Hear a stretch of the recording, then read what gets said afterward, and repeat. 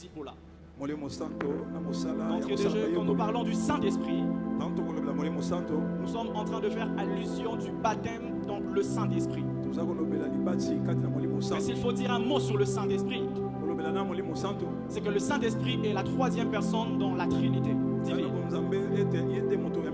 Le Saint-Esprit n'est pas une puissance. Le Saint-Esprit n'est pas un objet. Le Saint-Esprit n'est pas un humain. Mais le Saint-Esprit est une personne spirituelle qui est, comme je viens de le dire, la troisième personne de la Trinité. C'est une personne qui entend. C'est une personne qui parle. C'est une personne qui ressent de choses, qui peut être attristé, qui peut être joyeux. C'est une personne avec qui nous pouvons aussi développer une relation. Alléluia. Alors que nous faisons allusion à la Pentecôte, la Pentecôte parle simplement de, ça vient du mot Pentecosté.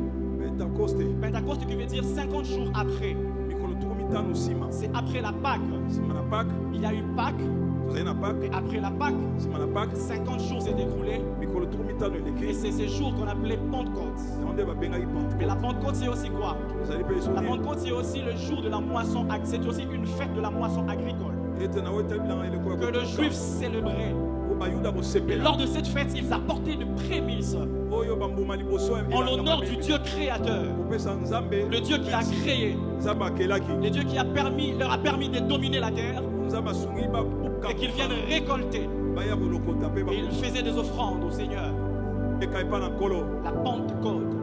Mais la Pentecôte aussi, c'est le même jour où on faisait la moisson agricole qu'il y a eu la descente ou l'accomplissement de la promesse de Dieu.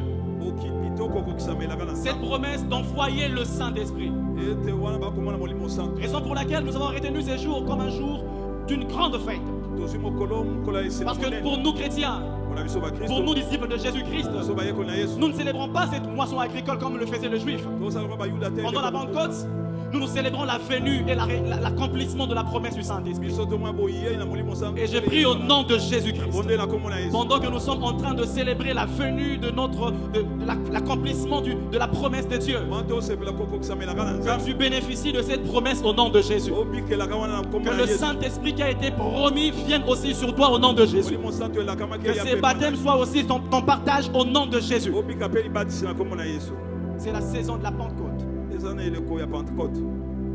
Alléluia.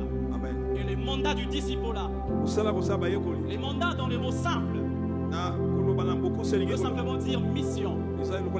Comme notre Père a l'habitude de le dire. Les mandats, c'est la mission. La mission que Dieu nous a donnée. La mission que Dieu a donnée à l'Église. La mission que Dieu a donnée aux disciples. Le mandat. Et ces mandats ou cette mission, c'est la mission de faire de disciples. C'est la mission de faire de disciples pour Dieu. Comme Matthieu chapitre 28, 19 à 20 vient de le dire. Alléluia. Amen. En apportant ce message, je poursuis trois objectifs.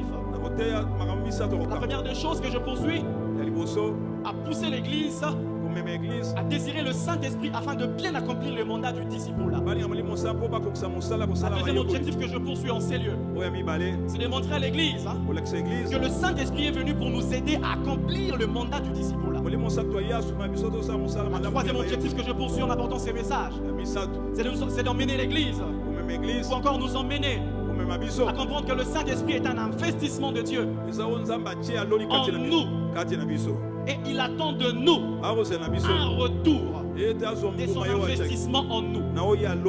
Le Saint-Esprit n'est pas venu simplement pour que nous continuions à faire les foufous à la maison, à moins que ces foufous contribuent à l'accomplissement des disciples. Le Saint-Esprit a été promis aux disciples afin d'accomplir les mandats du disciple-là. Et ainsi Dieu attend de nous un retour. Nous rendrons de compte du Saint-Esprit que nous avons reçu. Alléluia. Amen. Est-ce que quelqu'un est en train de